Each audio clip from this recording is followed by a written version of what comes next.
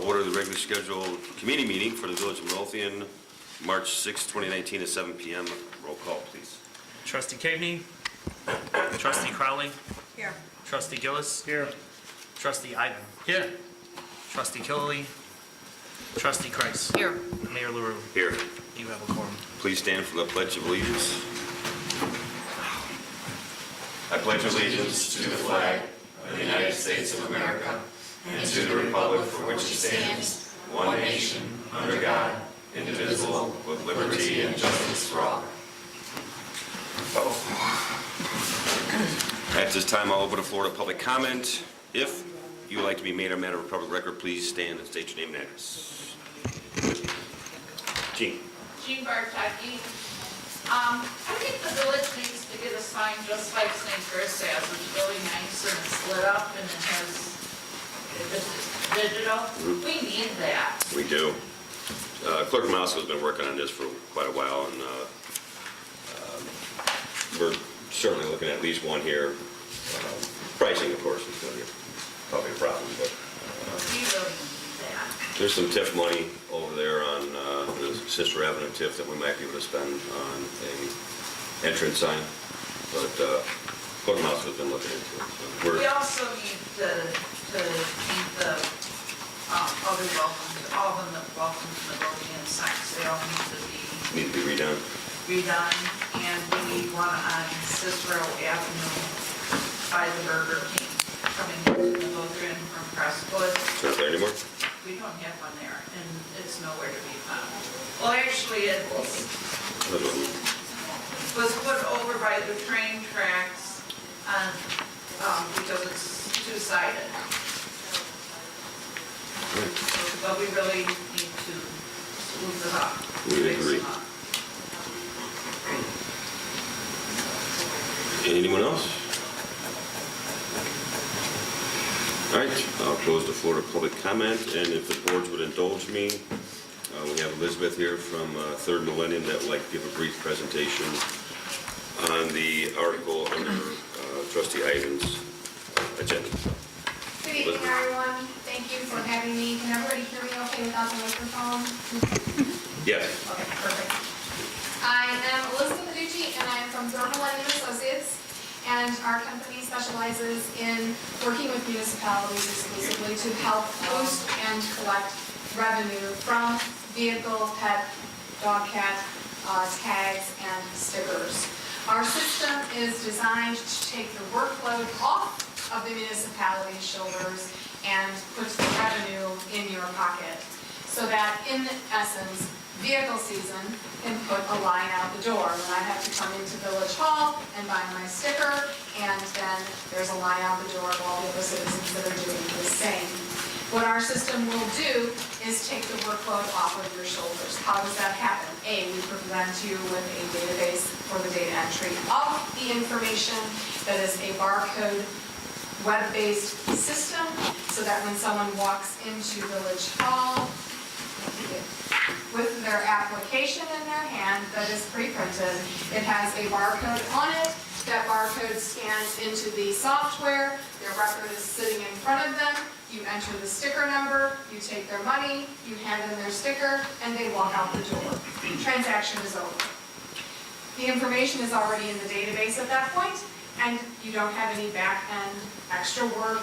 All of this information that gets thrown on a back table, and then when that line comes down, we send there and go back to that form and try to figure out what we wrote while they were in front of us. Hard to do. So this system is automated and makes it easier for your citizens to buy their sticker. Their information is pre-printed on this application. It has a barcode on it. It has a scan line on it. Both of those systems are in place so that your staff member can scan it. Our system, when your folks mail in items, when your folks buy online, will then be processed by our center instead of your staff. By processing with our system, mailing it to us, purchasing online, then we pick up those transactions and we mail them out to your citizens on your behalf in a Village of Midlothian branded envelope, so they're not wondering, is this junk mail? No, it's from the village. And then in that time frame, which is less than a week, so they come in, they mail it in, then we mail out a sticker to them in less than a week. All that information is in that database. You guys have that database right here. That database houses everything about those people, and in that way, you guys don't have to sit there and handwrite anything on the forms. This form is perforated. If someone walks in the door and wants to buy a sticker, then you would tear off the application and hand them their piece of the app. You keep the other one. This information is already in the database. You scanned it when they walked in, and you typed in that sticker number, or a sticker can even have a barcode on it. And that information is already updated. No backend, no later work, no information that's lagging to be entered into the database. The database also can provide reports, financial controls, and all of those things.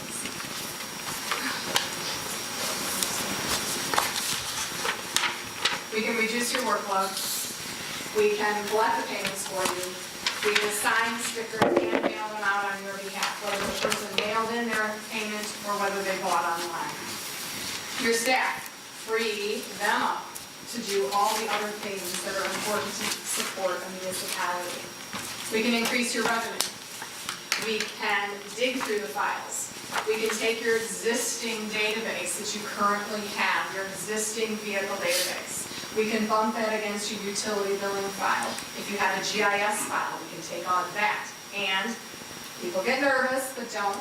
The SOS file, which has vehicles registered to the Village of Midlothian.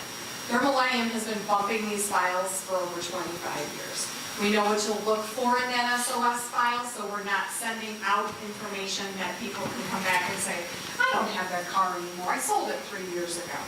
We work with the village to know what records to mail out. We scrub this data over and over again. We present a file to Midlothian and say, hey, we found all these records that aren't in your utility bill file, that aren't in your vehicle file existing, that aren't in this GIS file. If they're not in the GIS file, why would we mail it? GIS is the perimeter of Midlothian. We would get rid of records we do not need from the SOS. But all of those things bump up against the USPS, National Change of Address System, address standardization, and therefore we can find who's moved in, who's moved out, make sure that we're not sending to information that is not belonging, again, in the Village of Midlothian. And we're digging into those garages. Maybe there's a person that rides a motorcycle once a year. But they should be registering it to the Village of Midlothian. They should be buying a sticker for it. If your ordinance states that the vehicle is registered to the Village of Midlothian, and I'm sure of the exact wording of your ordinance, but if it is registered and domiciled in the Village of Midlothian, they should be buying a sticker for it. Just because they drive the motorcycle one time a year doesn't mean that that excuses them from complying with the ordinance. So in our systems, we can help Midlothian find and dig deeper and get revenue. I did a quick little math problem, and sorry if I wrote it the wrong way. I apologize. I'm not used to this. Very quickly, I wanted to show you, I did a little projection on what we feel should be collected by Midlothian and what you are collecting. Currently, roughly 9,800 vehicles are sold a year.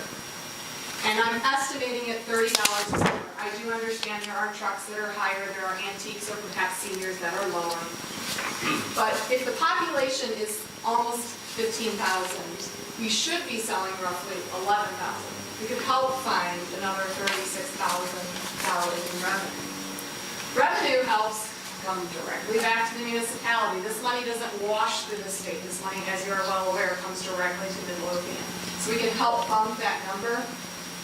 In addition, going after the scofflaws, folks who have not purchased or just decide they're going to roll the dice and maybe be lucky and not get caught, they're just not buying, and they're not buying, and they're not buying.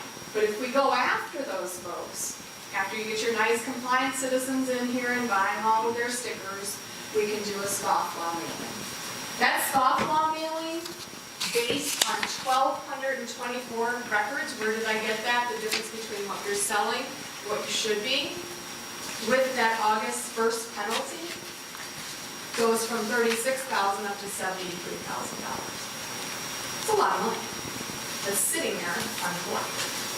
And what we find, statistically, is that those people who are scofflaws, who get caught and finally get a letter from the village and say, hey, we know who you are, here's the car, it's printed on this form with your name on it, they're the first ones to buy next year because they don't want to get the penalty next time. They're like, hey, Midlothian is serious about this ordinance and about this wheel tax, and we should comply. So that those people who we find in that group of 1,200 then become regular purchasers, and then your revenue itself automatically is increased, and each year has a nice level feel to it. Our systems, as I mentioned, we guarantee our performance. If it doesn't collect more money than you're collecting now, we will refund you the cost of the software. I don't know that there's any company out there that guarantees their work like that. We do. In the entire time of our company, since 1995, we've never had to give anybody them. So, questions that I can answer for you briefly. What percentage do people mail in? It's roughly between 25 and 35%. What you guys would know better than I, when you look at your utility bills, who's mailing those in? That's going to be the same audience that's going to mail in their application for paying for their vehicle sticker. Are anybody purchasing things online? Our rough estimate is 15 to 25% people purchase online. Those 25% of online purchasers, that mail-in rate, add those together, you just pull those out of Village Hall, out of that line, buying stickers here with a line out the door. Also, seniors, it's their social outing sometimes. It's what they want to do every year. They go out and they buy their sticker. They talk to their neighbors they maybe don't see. They talk to the village staff they like to see in smiling faces. If you have senior breakfasts, talk to the mayor on Saturday, the first Saturday of the month. If there's other coffee talk things through the village, is there a senior center at the village? Because our system is online, you could actually offer the seniors purchasing their sticker that day when they're there. It's a web-based system. Someone could sit at the back, you could actually have a little kiosk and they could buy it online. That just took another group of folks out of Village Hall, off the staff's shoulders, and reducing the workload while increasing your revenue without the additional time that your staff takes to have to sit there and process this application and process that application. Questions that you may have about that process? Our system itself is very simple to use, and it can be, I can sit here for 4 hours and talk about it, but I'm not going to do that. I want to keep it short and sweet for you. So, questions people may have? Yes, ma'am. Can you give us names of municipalities in this area that use this? Absolutely can. I wrote a list as by looking at the map. We have Blue Island, Calumet Park, Dalton, South Holland, Oak Forest, Orland Park, Palos Heights, Matteson, Chicago Ridge. That's just in this area, and you start going up and out over to the north, and we've got a total of 68 communities in the state of Illinois working with our systems. Thank you. You're absolutely welcome, Justin. How do you make changes? How do you make changes? The software itself pulls up that person's record, and you're able to just change the name. So it's a mouse click in the field. What if they sell their car and then get a different one and a different bill? If they sell the car, you actually, when the record is pulled up in front of you, you simply use a drop-down menu. It changes from a Chevy to a Ford, Honda to a Cadillac, and you would just change in the field of the software. It's a click of a mouse. It's a very fast there other questions that I can help answer? And I would just like to say that the staff spends a lot of time after the sticker season, inputting these applications into our software. And people, there are oftentimes a lot of changes. People's handwriting is hard to read. How many times have you written something and you can't even read your own handwriting? And it's really, it's onerous in terms of the time we have to spend to put all those applications in after the finish something. That system that we have, that database, because it's got a barcode on the app and because the software is ready for it, that person walks up with their application, you barcode it, it's in front of you, you literally type the sticker and hit submit and you are done. In the cases of changes, you would just quickly make the change. In the case someone doesn't have a vehicle yet registered with the Village of Midlothian, you could literally add that information on the form. So that again, as Maggie alluded to, it's stopping this whole back-end entry thing. You're getting your revenue instantly. We have final report that as the trustee sitting here could see, year over year, where we're selling, what we're selling, when we're selling, what days are busy, when are the seniors here, when are we selling trucks? Are we not selling trucks? Are we selling different things? And you get all kinds of insight into what that revenue is pulling apart. Late fee time. How much money is coming from late fees? Are people just blowing us off and waiting until the late fee goes on to buy? Are we enforcing that? Enforcement is loose in some communities, very stringent in others. With folks understanding that this letter goes out and says, I know you have this car, then enforcement can be tracked. You can see, all right, these people bought all this stuff, and then after we sent that letter, wow, we spiked up, and boom, people know that they're serious. I don't want a late fee going on. I don't want to pay double my sticker. I don't want to pay extra. I just want to pay me by all. So we can help you understand all of that money that they're using. And we'll know like right away then, when they don't come in to pay for their new licenses, you know, the scoffles, if you, Scofflaws, yeah, if you call them. Yeah, because entering on the point of sale, first of all, is populating your database instantly. And if you end up using our services to fulfill, meaning people that are mailing and people that are online, we're using the same database. We just have a different username. And we have different levels of access, so you have your admins that can touch all this stuff, and you have your read-write users, which is our folks. And you can see it right in the database. Oh, on Tuesday, fulfillment took $5,000. Great. That's $5,000 I didn't have to deal with manually. Meaning the work to enter it, to mail it out, and to process it. Okay. I have another question, because you guys know I'd be remiss if I didn't ask this question. Is any of this negotiable? Everything's negotiable. That's the answer I wanted to hear, because I know I negotiated when we were setting up the water billing years ago. Absolutely. Everything's negotiable, so. Okay. Yes. All right, if there's no other questions, I want to thank you for coming in and Thank you giving for us your the time. I information. very much appreciate it. Thank you so much, Thanks. Elizabeth. Thank you. Great job.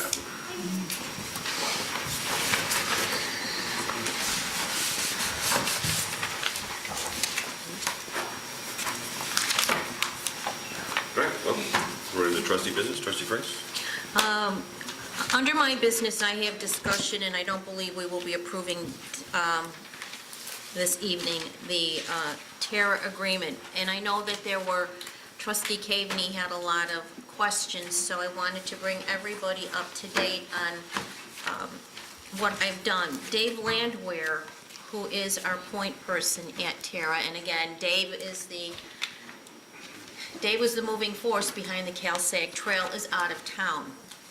So I did talk to Tim Berry at Terra, and they have all of the comments, and I think we're down to just I think a few comments. I asked for all of the certificates of insurance for their subcontractors. I've sent them all of Kathy's comments. I haven't received comments from anybody else or from the attorney, so I think we're very close.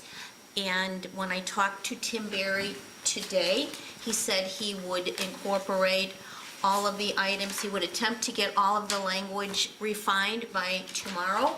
I will then get it out to all the board members, and hopefully we can have this on the agenda for approval next Wednesday evening, unless somebody else has any comments or concerns.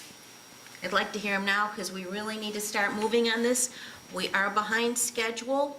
I did reach out to Tim Egan today at the Cook County Highway Department, just to keep him apprised.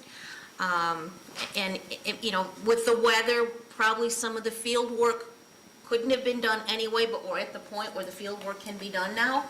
And we also need to have a steering committee meeting, because we should have had a public meeting in February. So, does anybody have any comments? Now is your chance, because I'd like it on the agenda for approval. Well, I just want to address Trustee Cavaney's comment about all three towns signing the agreement. It's very clear from the grant IGA and the three towns IGA that Midlothian is the lead town. They're the people who are doing it. They're the people who are running the show.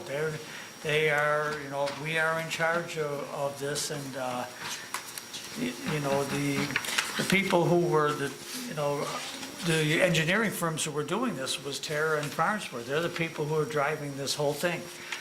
They're satisfied that Midlothian can handle the job, and you know, there's no reason for the other two towns to sign the document. We are the lead, and basically this is just a study. It isn't a project we're doing, it's a study. And then at the end of the study, all three towns will look at it and say, this is something that we want to continue. But I think Tara's laid it out very well.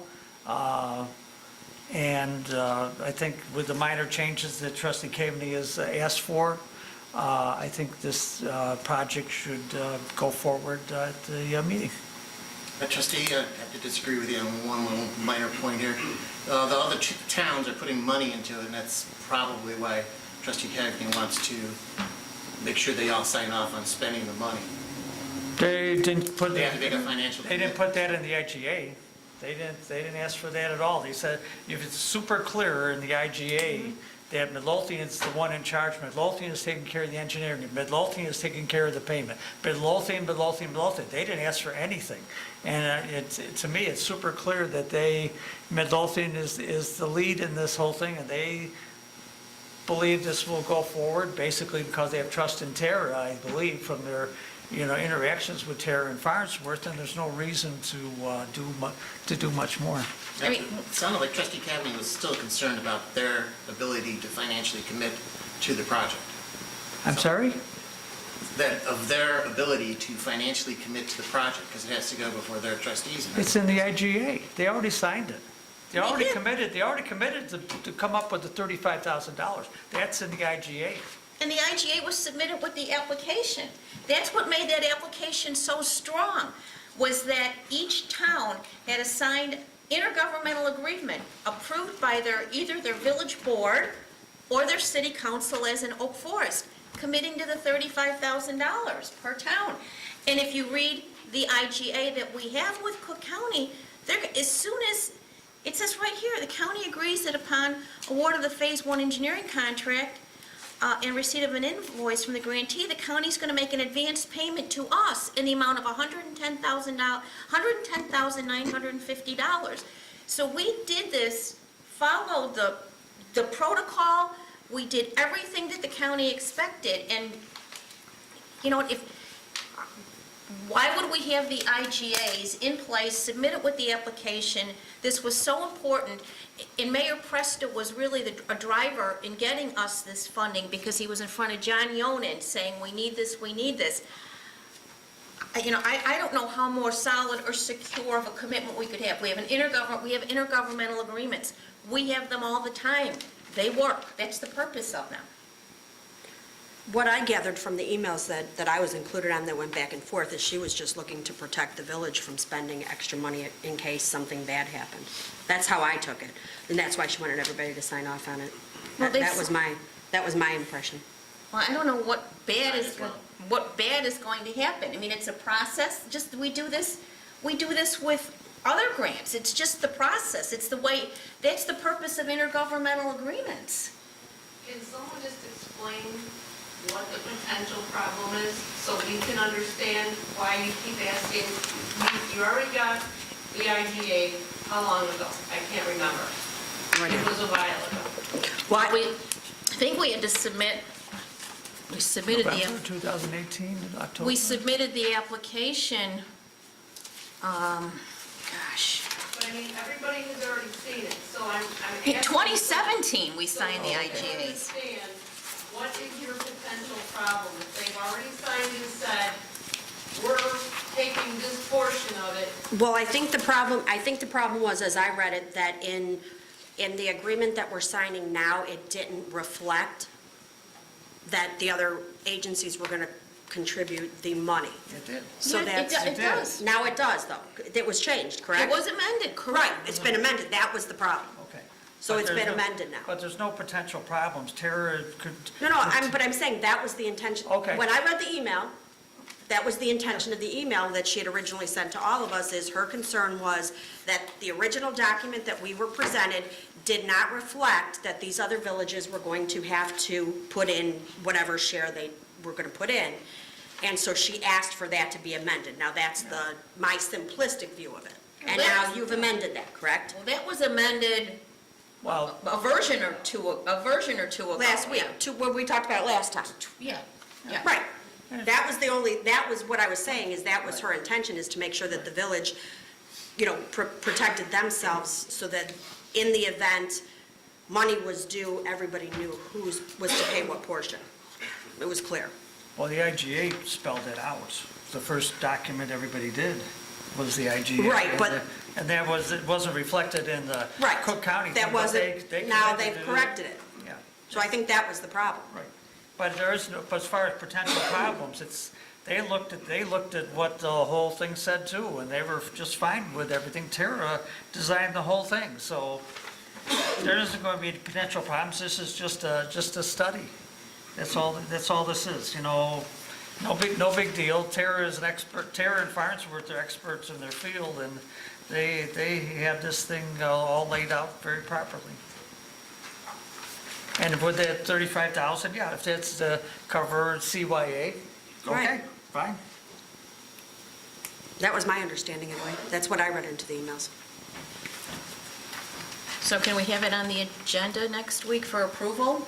Anybody have any issue? I think I'll get you the amended tomorrow in the certificates of insurance for the subcontractors. But again, we're working with the guy that was the driving force behind, in his firm, the CalSag Trail. So, and I think everybody looked at Midlothian like, you guys, they looked at us, Crestwood and Oak Forest, and they said, you take the lead on this, because I think the county will look at that favorably, because you've had so much success with grants. So that's just my take on it. I don't want it to look like we are, in the eyes of these other agencies, that Midlothian doesn't know how to handle a project.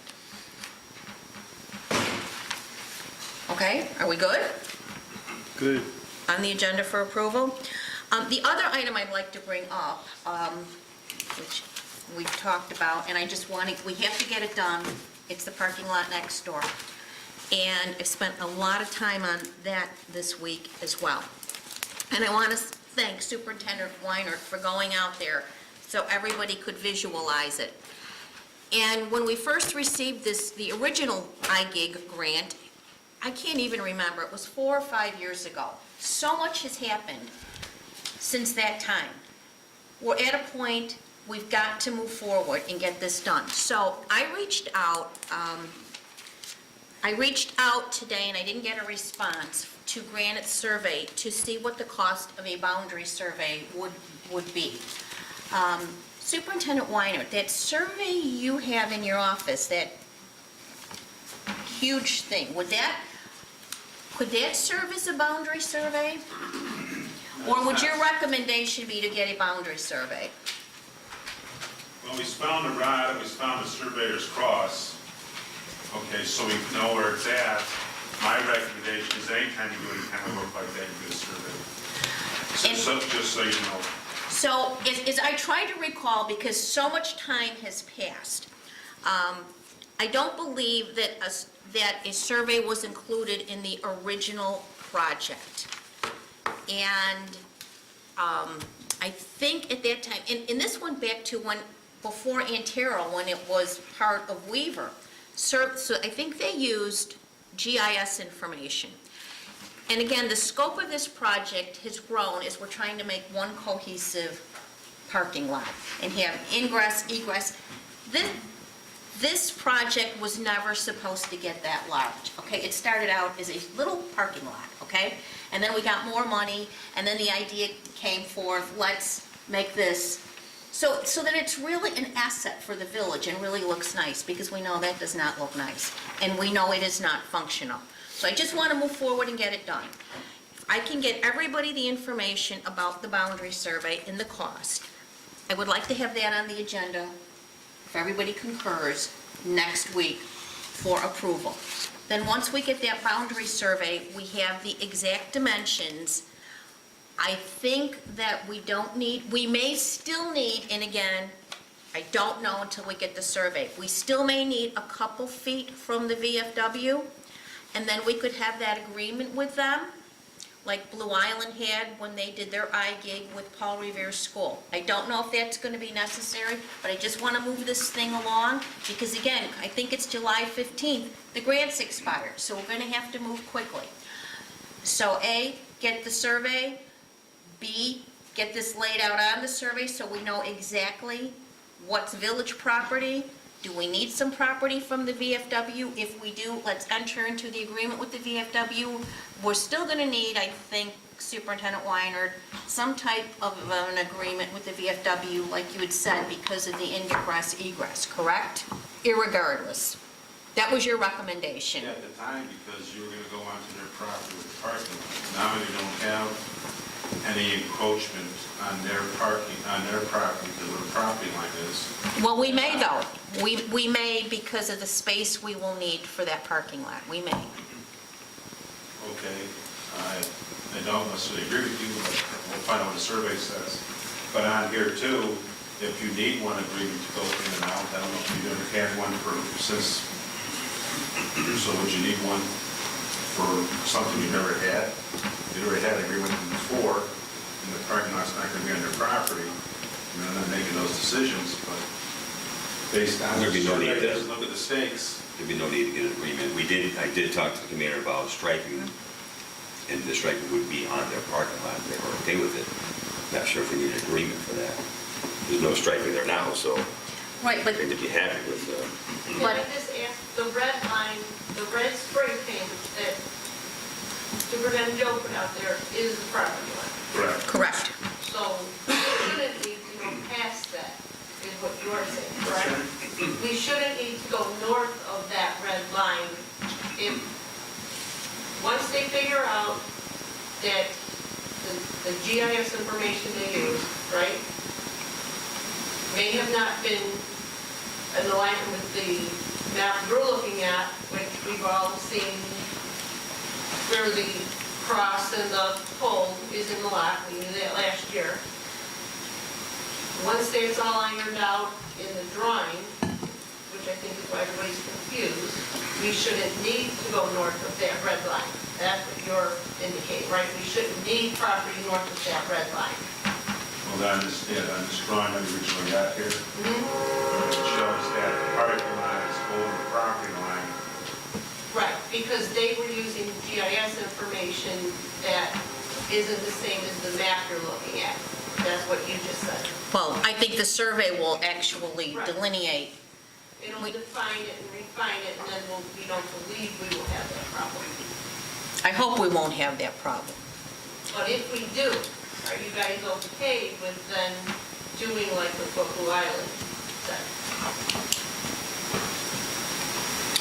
This has to be done by July Yeah. 15th. That's why we're. If it's necessary.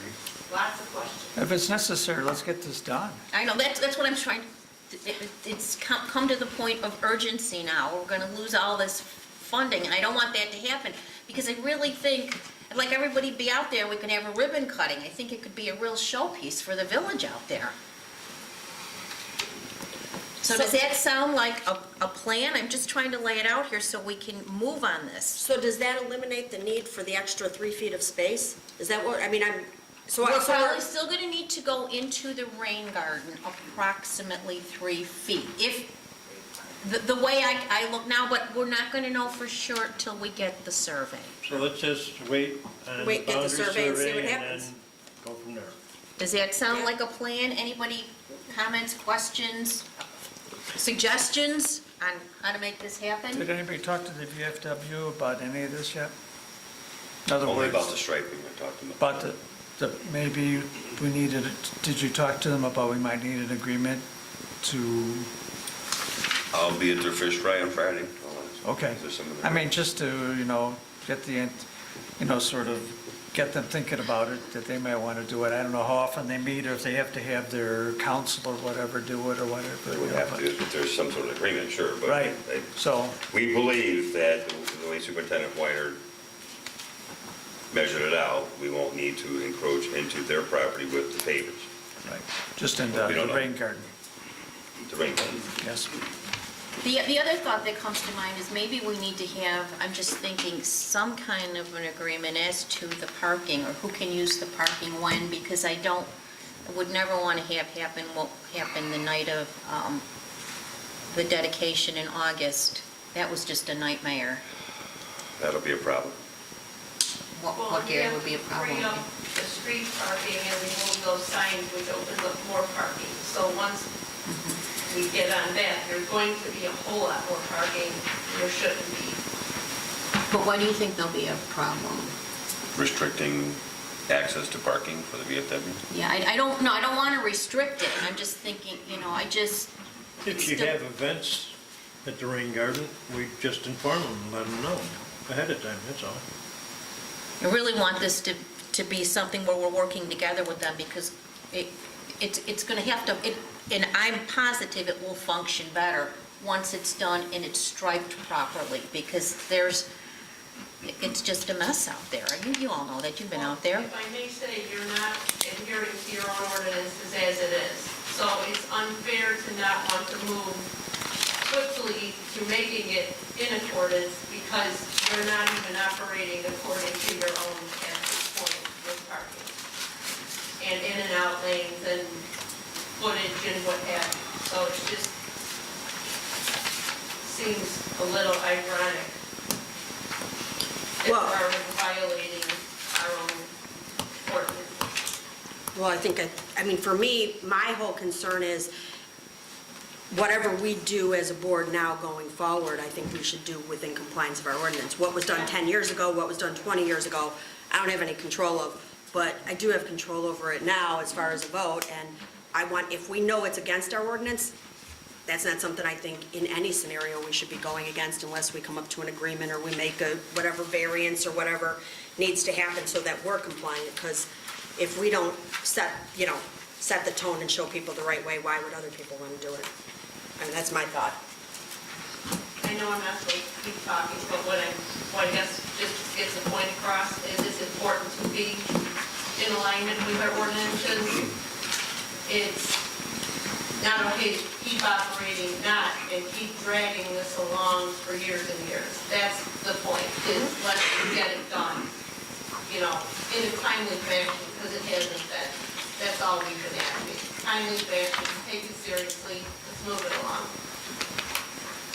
So, is it okay, Gary, if Chris says something? Did you want to say something, Chris? Yeah, the incident that happened last year at the rain garden with the VFW parking was all because the cars were double parked. And there was no way for the car that was parked in front to get out because the cars were parked in back. With the new design, there shouldn't be any blockage from anybody getting in and out. that should eliminate that whole problem. It's the Wild West over there. There is no parking lot over there now, so we're not out of compliance. And there's no There's no parking lot. It's just the Wild West, and for 30 years, they were allowed to park throughout the whole property. Now it's been restricted to a much smaller area, so it's created a problem, and we need to get It'll this done. work out fine. I mean, it's Fine. similar to how Once it's straight. Ray's has it with girls softball and functions going on at Ray Lodge. It's gonna be As long so as you much have nicer over signage, you inform people, you'll work it out. I think it'll be beautiful. So let's get it, what do we say, get her done? And if, you're smiling, and hopefully I will have a price to everybody. As soon as I get it, I'll get it to the board. Does that sound fair? So we can finally get this parking lot, this 5-year parking lot, or however long it's been done.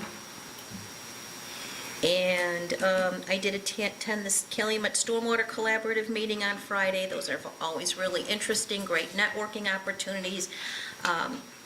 CNT did another rain-ready presentation there. They've also asked me to be on a committee that's doing green infrastructure baseline inventory analysis. I was interviewed for that. There's another meeting down there on Monday. I'm also going to try to make that meeting. And I believe that's all I have this evening. Thank you, ma'am. Trustee Ivey.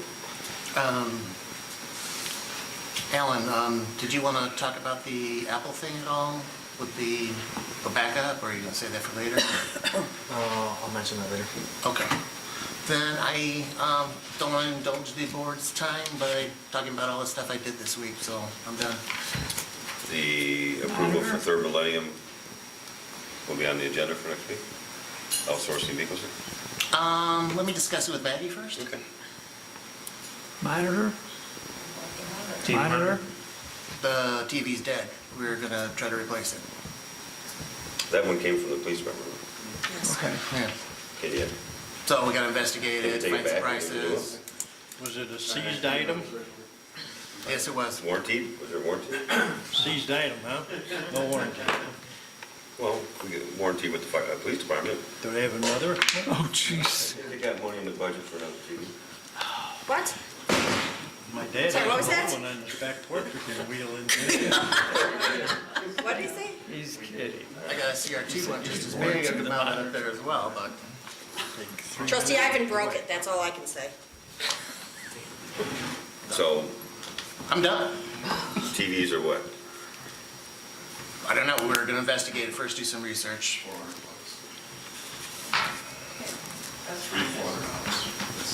That's it. Oh, didn't you buy everybody something like that for Christmas? Superintendent Weiner just offered to buy a TV for them. That's what I heard, right? I see trustee Gabby approved. All right, sir. Trustee Gillis? Yes, Mayor. Could I say one thing though before you go Uh, on, when you're doing Okay, that? Kathy. I know, I was gonna say, I think we should get two, because people sitting here, people sitting there should be one on each end. If we can get something reasonable. I think it's just for the people sitting in the audience. Well, You it's got your- also for us. Well, we'll be able to see this Why on is our Mike's picture little down? small Apple. Board docs. Because I did the projection. But if there's a, It was annoying the There's projection. a like, if some Well, it's just- they're like what we Like our just saw. training. Just No, to that's remind the not good. board, we did also purchase a screen for the back for everybody to look at everything. So the TV is only for the small events. Okay. The screen in the back will be, and the projector will be for the bigger events for everybody to see. And mostly for training, hopefully. So, Now you're talking. all right. So we're hoping to install that whenever a pipe doesn't break down or whatever, and the Public Works has to take care of it. They've been sucked up with a lot of work lately. You So. think we can afford like a 20th century clock to put on the wall there? Or we're sticking with the, Why can't you tell Are you looking for time or digital? what? You can't tell the time? Yes, we can do that too. Spend. That's all I got. Trustee Gillis? Yes, I want the board to know that we are finally filling the full-time firefighter, paramedic position that we had opened. The Fire and Police Commission has informed the mayor and fire chief that the candidate who is eligible has passed all the required training or testing, and he will be sworn in on March 13th. And on a side note, it is going to save the fire department some additional time of training because this individual that's being hired has been on the department as a part-time firefighter or paramedic for the last 7 years. So he'll go right on shift, and he has his gear already. There's no 40-hour-a-week training that he'd be under, so it's going to help out quite a bit. And we know what we're getting, which is even better. But that means you have one less part-timer, which you Yes. don't have a lot of part-timers. That's another story for another time. So he will be sworn in, like I said, next Wednesday, and look forward to that. The other thing I wanted to bring up is that it's that time of year again for our renewal of our outdoor warning siren system preventive maintenance contract, which is basically for our 2 sirens, one here at the fire station and one that's at A.J. Smith Savings. The amount is $585 a year, $1,170 for the 2 of them. This is a continuous amount that they haven't raised from the previous years that we've had Brana Company doing the preventive maintenance, so I'll be bringing that up for approval. And it is a budgeted item, and like I said, it hasn't gone up in price at all, so that's another nice thing, using a local company to do the maintenance work.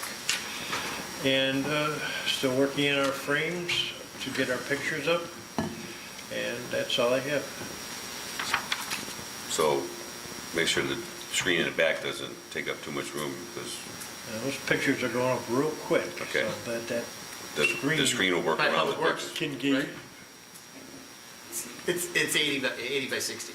so it can be pulled down Yes, it will. in front where the vents are, so you don't have to put it on the wall. That's gonna be on the wall where the clock is. We're going to do it at the clock. It's gonna be behind the screen when you pull the screen down. Okay. Anything else? That's all. Filling in for trustee Cavanagh, a much abbreviated version. Okay, what was supposed to be the special use for the Bellarama Auto Group, it was postponed, right? There was pictures you have in front of you now that were taken today. I think you'll find from the previous photos you've seen, it looks much cleaner. I would recommend, based on them continuing to clean their property, provided they continue to improve, that their special use be approved at the next board meeting, if you want to put on the agenda. But it seems they've done a lot compared to probably the first pictures you've seen. Big difference. Okay. Huge difference, thank you, because I know you've spent a lot of time over there, correct? Yeah, well, we've been there a few times, and they've been here, and I talked to Ruth, the lady that's here for the zoning board, their translator, on a regular basis. The next thing is discussion regarding Dollar Tree. As you know, the fire department closed them again for non-compliance because they didn't fix their firearms during the sprinkler system. There's a regular people coming through from different contractors. Tony, the owner, keeps on trying to tell me to put in temporary systems. I had discussion today with Dollar Tree, their national firm that they use for taking care of all their air conditioning systems. And they went there this afternoon at noon or 1 o'clock to look it over in order to put in a heating system. Their recommendation has been, they saw other contractors to actually hang heaters in there, like you see in the warehouse or the service garage, like we got in Public Works, and that would be able to heat the place, keep it above freezing. I have not heard anything back regarding that. Dollar Tree said they were going to actually pay for it and back charge him through rent or not pay, rent, whatever. They want to stay open here, from what I'm gathering. That's why they are willing to supply their own people to fix it, just like they've done with the fire alarm panel. Because the fire alarm system wasn't working correctly either, and Dollar Tree sent in its people to fix the panel and the enunciator, and whatever else needed to be done. Discussion regarding vacant property registration. We went to court in Markham on a case. We lost that case, and the problem was is that we were not following our ordinance as drafted. And then I come with a checklist, and I've already talked to the village attorney about property following that ordinance and put together a checklist. So the vacant property registration wasn't being followed correctly. And I may even have to discuss about doing the ordinance. What I'm supposed to do is you can't write a ticket for vacant properties, but to notify the people that wait so long. And then there's different, either a certified mail or in person, the previous property owner, and then post the property, and you gotta do all this stuff, and it's laid out for how many days it takes for each. We weren't doing that. So that, the citation for this individual got lost at Markham. So now we're gonna come up with something to say follow our own ordinance, much like we were talking about the grass a few months ago. The next one is discussion regarding adoption of some codes. On the energy code, Illinois has postponed it from March 1st to May 1st, so we have time before we adopt that. The plumbing code, I have not heard back from the state of Illinois, and I sent that out to the state on January 24th. And we had the sample copy of an ordinance and all the paperwork on changing that code. We have not heard anything back from them yet. The next thing on there says the property maintenance code. We have a lot of sections in the village adopted ordinances now that would become part of the property maintenance code. There's a lot of articles also not addressed in our village ordinances that are addressed in the property maintenance code, such as like fire requirements or vacant property registration, stuff like that. So the only question is here on drafting this ordinance and following ours, the only question I have here and need some guidance is that our current ordinance says that the grass has to be 8 inches long. Once it's 8 inches long, we can write a citation. Then after we wait for so many days, then we can schedule it to be cut. All right, the trustee Cavity was talking about changing that from 8 inches down to 6 inches. So Village of Crestwood, it's 12, Harrison's 12, Markham's 12, Tinley Park, and Orland Park are both 8. So we went on the websites and just tried to find out the ordinance in order. So the question here is, if we're going to write this ordinance, do we want to change the height of grass weeds from 8 inches down to 6 inches? No. Now, if anything, you want to go to 12 inches because it's an easier spot, because then they go to seed, and you'll see the seed heads on the lawn. 8 inches is fine. Okay, so, all right, I'll give you the ordinance. The next thing was here is discussion regarding adoption of the residential code and the building code. We talked about this, I believe, at the last meeting, that we have to do this for our CRS or ISO rating that we have, right? We had that lady come in, she's going to hold off on submitting all our ISO paperwork until March 31st. So we have to adopt the 2018 IBC and IRC, both are large undertakings. So I've been working on this, and I have some questions to ask the board on a few things that they want to comment on here. So you know, the IBC, the building code, is the umbrella. It covers all the building in the village. The residential code is for 1- and 2-family dwellings, and that's it. Okay. So in the residential code, and I mean, to start with the building code, all the codes have something called a Board of Appeals. This means that if somebody comes in and doesn't like what I have to say and wants to disagree, the village is supposed to have on staff, or not staff, not part of staff, on call, professionals that can come in and render a code opinion, not change the code, but render an opinion. So why would the village want to have paying a commissioner or board or whatever of architects and engineers to be on board? Now, all this was removed and the ordinance that you adopted, the mechanical code, fuel gas code, and all that, doesn't come under the building code or residential code.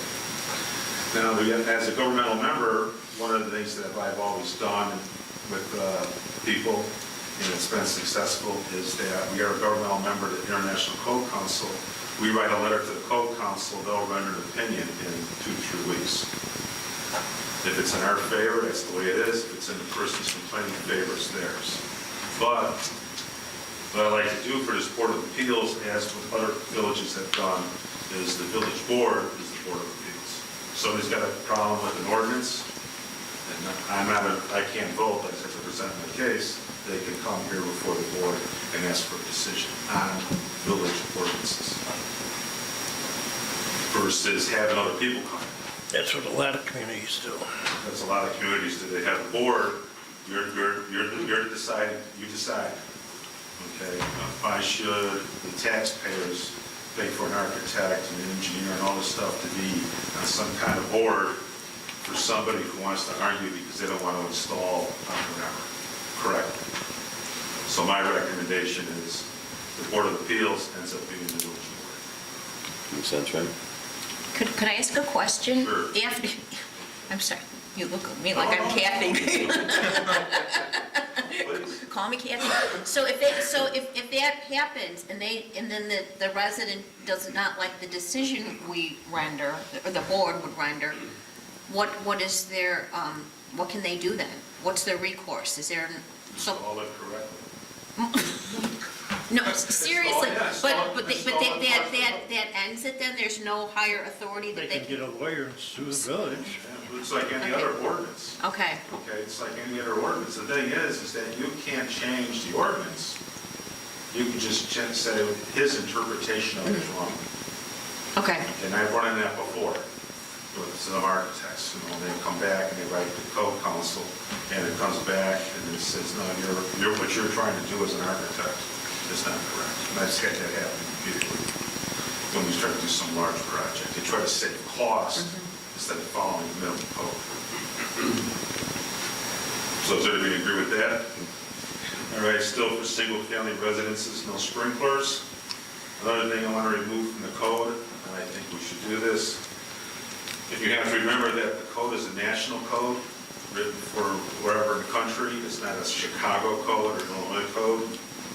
We do not want, or I do not want, I hope you agree, no footings or foundations for properties made with rubble, stone, wood, treated lumber, or timbers. So that we're not going to drive pilings in the ground because we live by Florida and call that our footing and foundations to build our house on top. We don't want a rubble stone foundation where you can take whatever stones you found like on a farm field, put them in a trench and build your barn on top. Because you got to remember, this is a national code. Oh, the national code allows that. The national code allows that. We don't want I that. thought you meant our code allowed that. No. We don't want, it's in the code book, it has to be amended out. Yes. Okay, anybody, any questions on that? No? All right, another thing too you're allowed to do is you're allowed to pour concrete and dirt. If you follow ACI 318, which is American Concrete Institute number 318, all concrete is formed, just like we do now. Put it in forms, you pour the concrete. You put the walls in, you put it in forms. You do our sidewalks, you put it in forms. You just don't build a hole in the dirt and pour in some concrete. Okay, which is allowed in a national code, following certain things. Another thing I put in the code too, I like to talk about, and we ran into this already with the Park District, is we do not have a cold weather concrete ordinance or section that's allowed. It is allowed in the code books, but because it's national, you can pour concrete year-round. We would like to have a cold weather concrete ordinance. So once you get so many days below a certain temperature, you can't pour flat work and sidewalks in freezing weather because the concrete doesn't cure, the water doesn't evaporate, the water freezes. Okay, now I'll have copies of the changes so you can read them. I just want to make sure that I put this together, you know what's going on. Another thing too is that concrete slabs in the code book are only 3.5 inches thick. All our basement floors are 4, sidewalks are 4 or 5 inches thick, right? So that's what we want to do here too, take out, you can put in a 2-inch slurry coat on something and call it good. No, we don't want that on basement floors, but we want to make sure that it's spelled out. If you get a big home builder and around something like some of these national chains, they count on that half-inch, saving a couple $100 here and a couple $100 there when you start to build a bunch of houses. Another thing too is that the building code also references the International Spa Pool Code. Okay? Well, our ordinance has some sections in there on swimming pools, which I like to still follow because you gotta do what we need them to do. And the pool code is based again on a national level of what you do here. The other thing too is that something you may want to consider is pools under 2 feet of water are considered temporary. You know, you see those little kids' pools got no filters in them, they got the blue liner and the white PVC pipes around it. You may want to consider making it where temporary pools, which is anything under 2 feet, maybe only can be up from Memorial Day to Labor Day. You can't even sit out in the yard all winter long. Because they're low, kids can fall in even then. Right, or go play in the yard or try to walk on the ice if it's on there and fall in. So you may want to consider that also, as temporary pools can't be up year-round.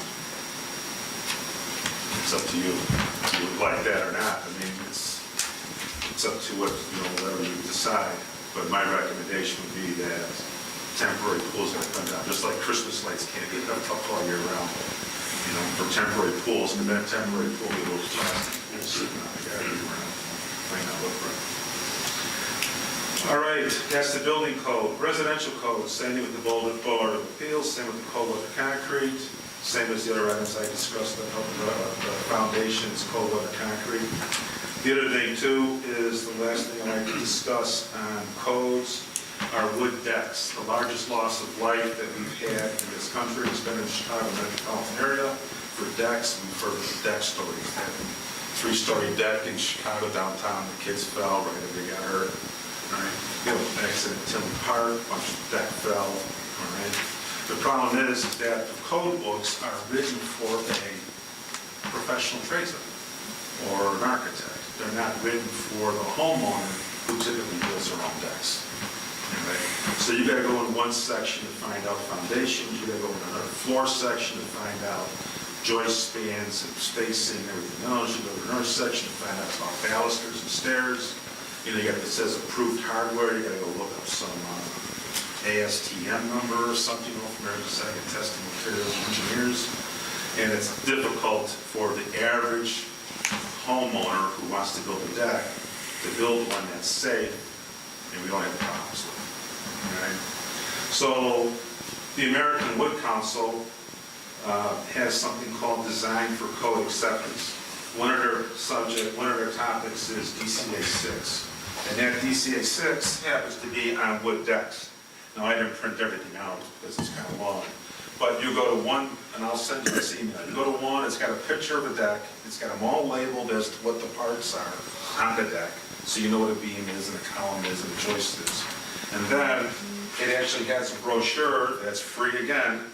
And it shows you spacing, shows you how to put stuff, what fasteners to use, pictures of what not to do, okay? I mean, it even shows you a picture, believe it or not, of a lag screw, in case you don't know what that looks like. All right? So joist hangers are, all that. Like I said, picture of it shows you a picture of the bottom of a lag screw, in case you don't know what it looks like. But the thing here is, it's free. You can download it. We could pass them out, we could put it on a website, and that way for single-family homes, let's say if they want to build a deck, they got something that explains to them explicitly in one spot instead of going all through the code book. The code books were kind of mute on decks until the last few code cycles, and even now, it doesn't have everything listed on. So that would be my recommendation, and that would be for decks for homes, maybe nothing over 6 feet above the ground, let's say, or 8 feet above the ground. We also had something where we had in Chicago, They had that three-story deck that came down, the senior building inspector that was 23 years old, right, with a multi-story deck, you know, remember that story? So what Chicago did is Chicago went over here and they came out with porch design and construction guidelines. They're pretty explicit, but they're for us, like we got those three flats over here with the decks on the back, right, with the roof above them. That's not gonna work. So if you want to build a multi-level deck, you may want to adopt this, because this is the type of decks we're talking about, right? You know, I mean, talk about this decks, you have the three-story decks and all that, right? This is what they're talking about. You may want to consider this because the residential code and the building code has nothing on decks. Do you use light screws for those two? No, I only for bolts and screws, but it explains everything out, all the spacing, everything else. So I would say since the building code is pretty well viewed on decks, that anything in there is amended out, and we follow this, so when you build something, you're building something above code, and hopefully you won't have any accidents or injuries. So that's it for code stuff, for the code books. The last thing here was building department updates. Researching software, found some software for that. For the week of March 18th, I will be gone because of FEMA training, and then it's for Maryland. Good luck. Yeah, well, I've been reading some of this stuff, I really need it. And then the trustee cabinet is working on a letter to send to the establishment regarding flashing signs and beer gardens. I met with Mr. Sugwitch yesterday. Oh, he did address over that period about that. That's all I got. Any questions on anything regarding codes and that? What I'll do is I will send you the links for the deck stuff and that. I'll send you a copy of the amendments so you can rewrite the code with the concrete things so you know. This way somebody's going to complain, I can't pour a foundation or something when it's freezing. You can do it if it's so warm and you blanket it for so many days, you heat the slab, let's say, cover it, yes, you can do that. But the normal guy who just wants to do something, they don't want to follow any American concrete. It's a year-round construction season, Bill. It's a year-round construction season. Right, year-round, and, you know, people, some guys come in. You don't have to take 3 months off every winter, no. I know, you ever rough, but that's what I will do. If there's any questions? None? That's enough. I was supposed to bring up to the board, I get an email just now from the Academy about T-Mobile. And I'm not sure what she's talking about. For the water tower, T-Mobile antennas? Right, they expressed an interest. Okay. So Joe, they have to come back with their plans. Superintendent Sperry and Engineer Nagel looked at it and thought it'd be worth a while to pursue, but Engineer Nagel is going to go back to T-Mobile rep and ask for more additional technical info. So, Kathy, if you're watching, I hope you did that. Okay. Trustee Coley? Thank you, Mayor. I don't think I said this before, but the safety committee did get a letter from Bremen High School stating that they are aware of the parking situation and they do have a plan to, when their whole project is done, to actually increase the parking over what it was when the building is done. So, is that right, Gene? I'm saying that right? And I guess from what we see, we have more residential-only parking signs up to Ridgeway right now? It goes right up to Ridgeway. Right. We don't have them past that, and I don't know if that's a problem for Lawndale or... The one thing I was concerned about, like when you leave Bremen, like over by Sandy's house, when you go around that curve, it's kind of like a blind spot and the kids park along there, and that's kind of scary. If like someone's going fast, because people don't go 20 miles an hour. Right. And, you know, they go past that curve, and they were parked all along that curb. So that's something I was like worried about. And I was thinking maybe Make that no parking. Or something.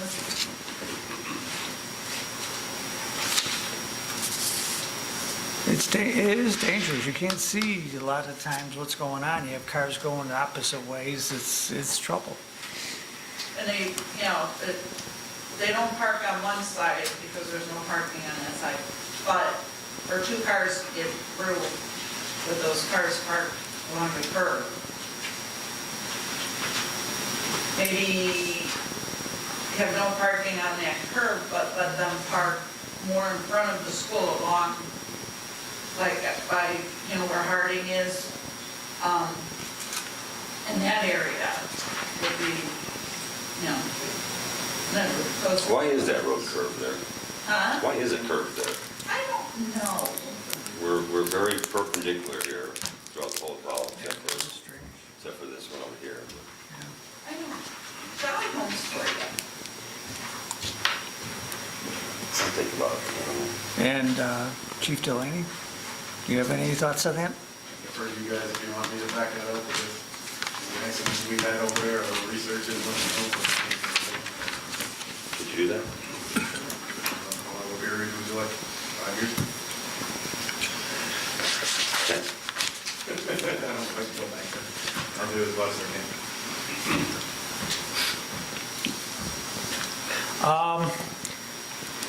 When I was given a tour of the Public Works with all their problems with their wall and their roof, it was mentioned to me that with the leaking that there may be a mold survey. I don't know how else but I had to get a mold remediation company out to look at if there is mold in that area, and I'm not so sure we shouldn't have that same firm look at some of the village hall where it's leaking too, just to make sure that there's no mold growing in those spaces and with potential harm for the employees. What would the board think about that? Yes. Yes. Okay. There's companies that do the the testing. Okay. Now, how would I do that? Do you think Mr. Myatt would have any idea about that, or should Public Works follow through and try to find firms? Superintendent's very good follow. Okay, all right. They're quality testing companies, there's tons of them. Yes, Actually, good ones. I'm quality- looking for good ones, though. H&T. Okay, and last but not least, if we could, some departments, if they do have items for the newsletter, if they could finish them up soon, because we want to try to get this out by the end of March. So you don't necessarily have to submit a article, but any trustees or departments that do want to submit them, please, if they could finish them up. And that's all I have. Thank you, sir. Trustee Crowley. Just a couple of things tonight, Mayor. First, in the board packet tonight, I have two things on my agenda for discussion. The first is the purchase of 2 Noptic night vision cameras for squad cars. This is a budgeted item. We already have 3 cameras installed on our patrol cars, and these cameras, from what I understand, give officers in the car the ability to see heat, so they can see humans and cars and animals and things like that when they're on patrol.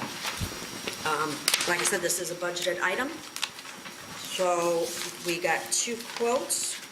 The quote that we're asking to go with is MS Martin Enterprises for $7,000 for both units versus PDS, which would be about $8,100 for both units.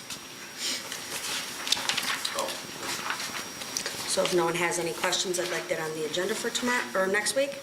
I have like a little quick question. Does it like go through walls? Like if somebody's hiding in a garage or something like that? It's going to detect heat, so it's going to find close to source, so if there's a wall on there, you're probably not going to see the power in the wall. There are probably many cameras out there that are able to penetrate, so if you had a glass window, it'll probably penetrate the glass window, but on the top of the wall. Oh, okay. Thanks. Never watched PD Live? You see the cameras? PD Live, no. Where's that at? It's on the television. And second on my agenda tonight, I had also had in the board packet discussion and about joining Tri-River Police Training Academy. The police department had always been a part of NEMRT, but over the last couple of years, spaces have been slim. A lot of the trainings are way up north. So this year, they opted not to become part of that training. They have found that Tri-River offers a lot more classes for the south side, and for the rest of this year, they're willing to prorate it for us, which would be a savings. The annual cost is